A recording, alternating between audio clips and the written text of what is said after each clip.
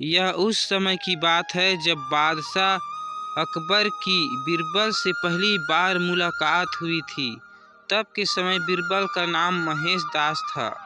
एक दिन बादशाह अकबर अपने राज्य के दौरे पर निकले तो उन्होंने अपने राज्य में एक व्यक्ति की चतुराई को देखकर अत्यधिक प्रसन्न हुए।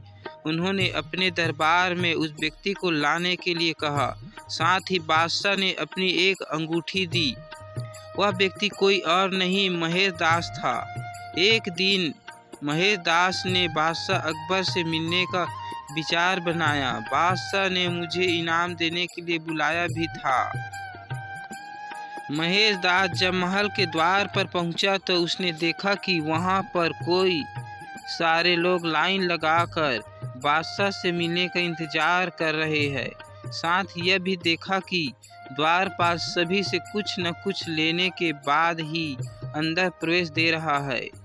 जब महेश दास महल के द्वार पर पहुंचा तो द्वारपाल ने उसे रोक दिया। तो महेश दास ने बोला कि बादशाह ने उसे इनाम के लिए बुलाया है। तो द्वारपाल ने महेश दास से कुछ निशानी देने को कहा, क्योंकि राज दरबार के अंदर जाने के लिए लोगों को कुछ सबूत दिखाना पड़ता था। तो महेश दास ने बादशाह अकबर से मिली अंगूठी द्वारपाल को दिखाई, जिसके बाद अंगूठी को देखकर द्वारपाल के मन में लालच आ गया और वह सोचने लगा कि जिस व्यक्ति के पास बादशाह अकबर की अंगूठी हो उसे कितना बड़ा इनाम मिलेगा। द्वारपाल ने महेश दास को राज दरबार में जाने से पहले एक शर्त रख दी कि उसे मिलने वाले इनाम में आधा हिस्सा उसे देगा तो वह महल के अंदर प्रवेश देने देगा। तो महेश दास ने कुछ देर सोचने के बाद द्वारपाल की शर्त को मानकर राज दरबार की ओर चले गए। जैसे ही महेश दास बादशाह अकबर के सामने आए, बादशाह ने महेश दास को तुरंत पहचान लिया और पूरे दरबार में महेश दास की चतुराई की प्रशंसा की। बादशाह ने महेश दास को कहा कि मांगो, क्या इनाम चाहिए।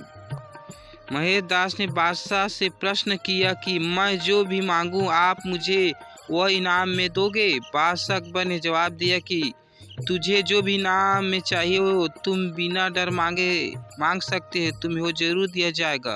फिर महेश दास ने बड़ी अजीब मांग रखी कि मुझे इनाम में मेरी पीठ पर 100 कोड़े से मारे जाए। महेश दास की इस अजीब मांग को सुनकर बादशाह अकबर और राज दरबार में सभी लोग आश्चर्य से महेश दास की ओर देखने लग जाते हैं। बादशाह अकबर ने महेश दास से पूछा कि तुम ऐसा इनाम क्यों मांग रहे हो जिससे तुम्हें कष्ट हो। तब महेश दास ने द्वारपाल से हुई सारी बातचीत बादशाह को विस्तार पूर्वक बताई और इनाम का आधा हिस्सा द्वारपाल को देने के लिए कहा।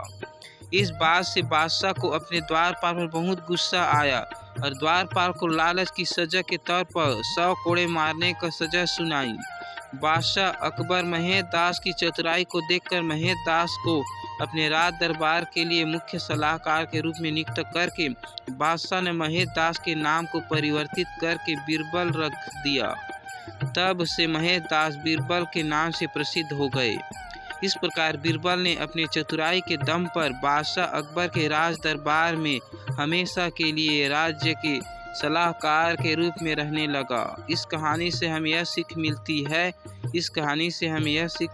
है कि हमें हमेशा खुद विश्वास रखना चाहिए और ईमानदारी पूर्वक कोई भी काम करनी चाहिए।